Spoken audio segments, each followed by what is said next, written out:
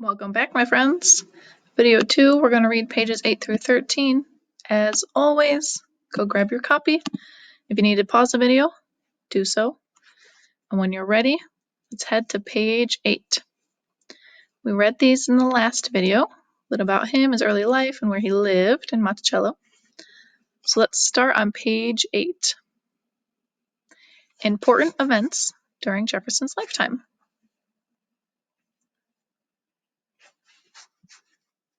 Thomas Jefferson was born in 1743. At the time, Virginia was one of the 13 colonies that were part of the land claimed by Britain in North America. In 1781, the colonies won the Revolutionary War. That freed them from British rule. Over the next several decades, the new nation struggled to find the best form of government. It also struggled to make a place for itself among the older, more powerful nations of the world. Jefferson lived to see his country grow strong. Here are some of the highlights, great and small, of his presidency and his lifetime. Looks like we are starting in 1752. During a thunderstorm, Benjamin Franklin flies a kite with a metal key attached. He shows that lightning is a form of electricity. 1756. A stagecoach route links Philadelphia and New York City. Wow, there was no route between those two places before then. 1765. The British government passes the Stamp Act. It requires American colonists to pay a tax to Britain on a variety of papers and documents. People hated it. This picture shows Stamp Act collector being tarred and feathered. Also, during this year, chocolate is made in North America for the first time in Massachusetts.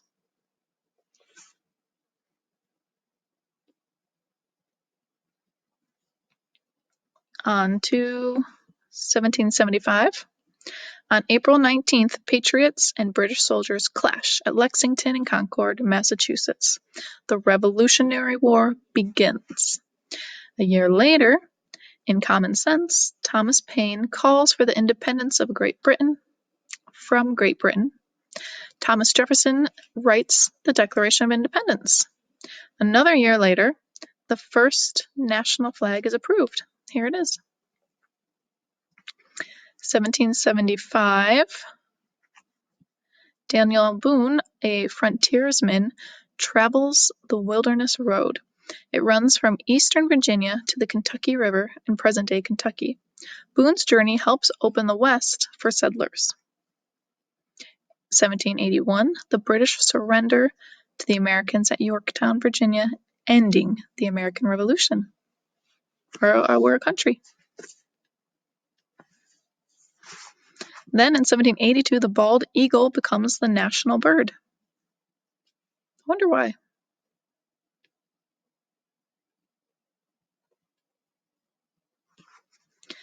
1789, George Washington is elected the first president of the United States. 1790, the first U.S. Census, or population count, records 3,929,214 Americans. Well, that's a lot.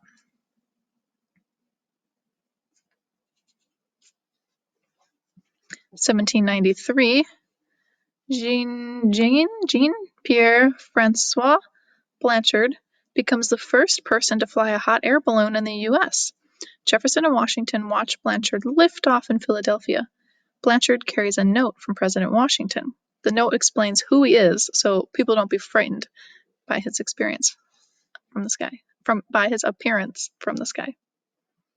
Could you imagine if you've never seen anything like that before and suddenly a man plops down in your front yard? 1793. Eli Whitney invents the cotton gin. One of these hand-cranked machines can remove the seeds from 50 pounds of cotton in a day. It's a major development of the American Industrial Revolution.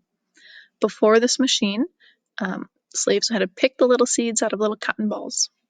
So this machine was very helpful. 1796, the first elephant arrives in the United States. It's brought from Africa and exhibited by Sea Captain Jacob Crowninshield of Salem, Massachusetts. Did you know that elephants weren't native to America? We had to bring them here. Now they live in zoos. 1797, John Adams is elected the second president of the United States, and Thomas Jefferson serves as vice president under John Adams. 1797, John Chapman begins planting apple seeds all across the Ohio Valley. People nickname him Johnny Appleseed.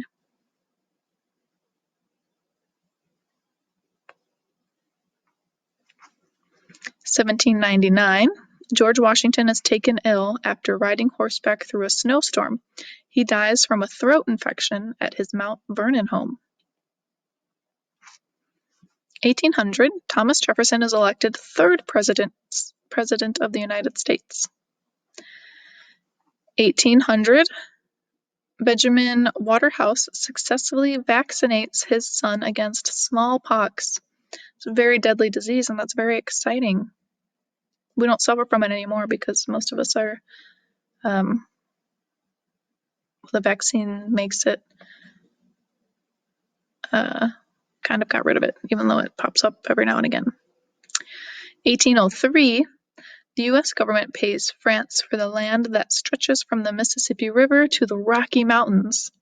So that's like from the left side of Illinois all the way to Colorado. The Louisiana Purchase nearly doubles the nation's size. So we purchased all that land, and America grew in size.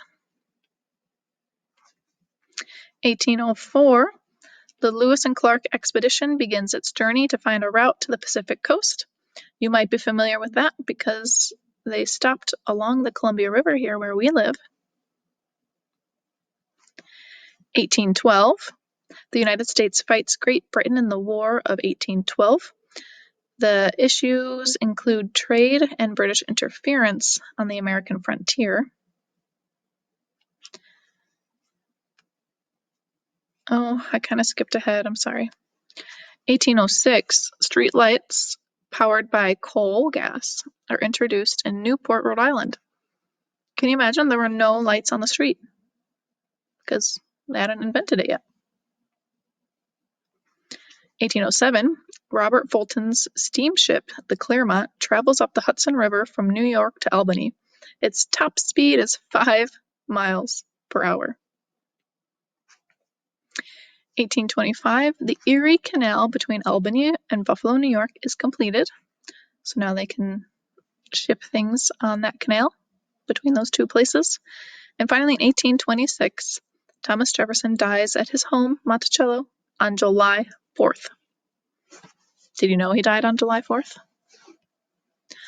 So those are many events that happened throughout his lifetime. Pages 10 and 11, I believe. It looks like a picture of his home, Monticello. Let's read the left side here. Jefferson's intentions. Jefferson made use of his creative talents while building and furnishing Monticello. Here are some of his innovations.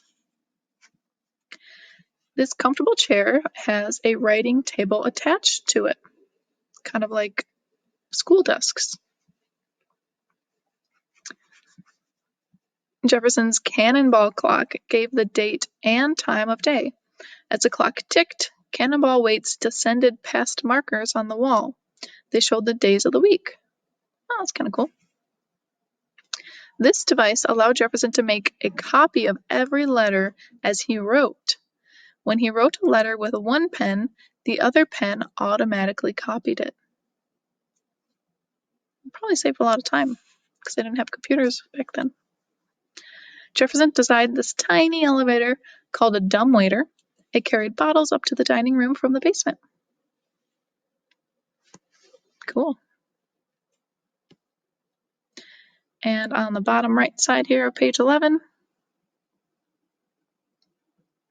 After Jefferson retired, he returned to his Monticello home. He showed his feelings about retired life in this 1811 letter to a friend. But though an old man, I am a young gardener. I have often thought that if heaven had given me a choice of my position and calling, it should have been on a rich spot of earth, well watered and near a good market for the production of the garden. Sounds like you like gardening.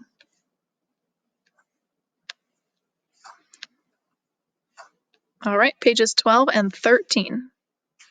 Serving his country in war and peace. Page 12.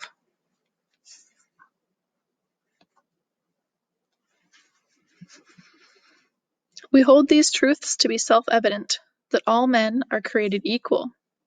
These are some of the most famous words in U.S. history, and Thomas Jefferson wrote them. These words are part of the Declaration of Independence. In this document, Jefferson stated all the reasons the American colonists wanted independence from Great Britain. He also did something even more important. He expressed in powerful and new language his ideas about human rights and liberty.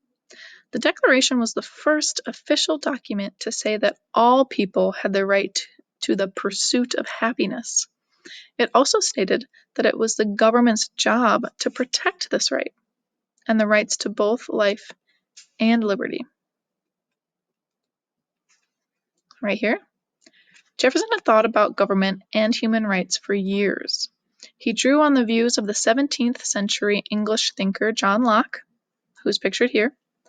Locke wrote that no person had the right to harm another's health, liberty, or possessions. Isn't it interesting that, these ideas developed somewhere? They just seem so commonplace to us now. It seems so obvious to us now, but they weren't always. This photo down here, Jefferson first held public office in 1769 when he entered the Virginia legislature, called the House of Burgesses. Many of the lawmakers were beginning to speak out against Britain. They felt that the British law and taxes on the American colonies were unfair. Just a few years later, Jefferson would be at the center of all the action. He helped fight the American Revolution with a pen instead of a sword. This photo here. When Jefferson was a member of the Virginia state legislature, he wrote a law called the Virginia Statute for Religious Freedom. He fought to get the law passed. It stopped the use of tax money to support the Church of England, or Anglican Church. At the time, in Virginia, everyone had to pay taxes to support the Anglican Church, whether they belonged to it or not. Jefferson felt that the government should not promote any single religion or support religion at all. Let's take a look at this right here. By June 1775, the American colonies were at war with Britain in Philadelphia. Jefferson was a delegate, or a representative, to the Second Continental Congress. The Congress was called to make plans to assemble an army and purchase supplies for it. That was their job. And this image, spanning both pages, has this caption right here. On June 7th, 1776, Richard Henry Lee, another delegate to the Second Continental Congress, proposed the colonies declare their independence from Britain. The Congress chose a committee to draft a Declaration of Independence. Jefferson was one of the 5 people picked. The others included John Adams and Benjamin Franklin. The committee members recognized Jefferson's talent. They chose him to be the main author. Jefferson sat down at a portable writing desk he had designed and began to write. It took him 17 days and many drafts to write the Declaration of Independence. Many drafts, right? He would write something, change it a little bit, change a little bit more, keep changing it until it was perfect. Top of page 13, this oval image. In this famous painting, Jefferson hands the first draft of the Declaration of Independence to the President of the Second Continental Congress, John Hancock, who is seated here. In the early weeks of July 1776, Americans everywhere celebrated the adoption on July 4th of the Declaration of Independence. The adoption on July 4th of the Declaration of Independence. They lit bonfires and rang bells. They also held parades. In New York City, crowds tore down a statue of Britain's King George III. They were free, they were independent, and they didn't need the statue of the king anymore. Later in 1776, Jefferson returned to the Virginia legislature. He was elected to a one-year term as governor of Virginia in 1779 and re-elected to a second one-year term in 1780. While Jefferson was governor, the American Revolution was still being fought. In 1781, British troops landed near Richmond, Virginia's capital. Jefferson left the capital and headed for Monticello. British soldiers came after him, but he escaped. It's kind of a cool coin. Jefferson not only made sense, he made sense. In 1783, he returned to the Continental Congress as one of Virginia's representatives. There he helped decide what coins the new nation would have. Jefferson suggested using the silver dollar and breaking it up into 100 parts, or cents. Breaking a dollar into 100 pennies is 1 cent. That's what a penny used to look like, I guess. Very cool. So we learned about Jefferson serving his country in the war during wartime and peacetime. A little bit about his inventions. A lot about what was going on during his lifetime. And so that completes video 2. Please come back for video 3, and I'll see you then.